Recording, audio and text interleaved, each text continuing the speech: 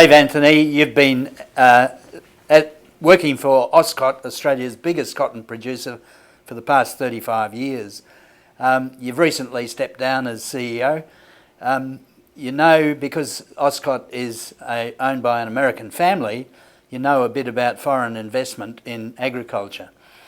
Would you care to reflect on the need for foreign investment and in the context, for example, of the sale to a Chinese company of Cubby Station? The ANZ, as the ANZ report points out, some of the issues about the capital aren't quite that obvious to many people. One is we've got a lot of farmers who are getting to the point where they want to retire, but how does the son, daughter take over that property if they want to stay on the land and allow these other people to move off? So there's that whole generational change is going to take a lot of capital.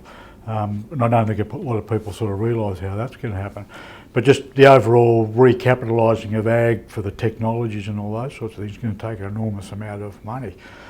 You then look at it, the broader thing about R&D. One of the things that's really concerning me is the rundown in R&D spending that's going on. It's happening at all sorts of levels. And what R&D has done over the past has kept us the productivity in Australian agriculture probably runs ahead of most sectors, and a lot of that's because of the R&D. Now, how's that going to be replaced? We understand what governments are doing, but how do you fill that up, fill that gap, and how do you do it on a timely basis? Because it's you can't just suddenly, we'll do some more R&D tomorrow and get a response next week. In agriculture, you're talking about technology, talking about varieties, talking about animal nutrition, you're talking about animal genetics.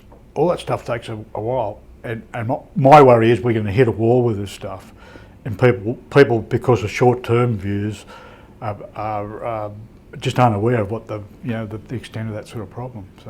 So capital's a big issue.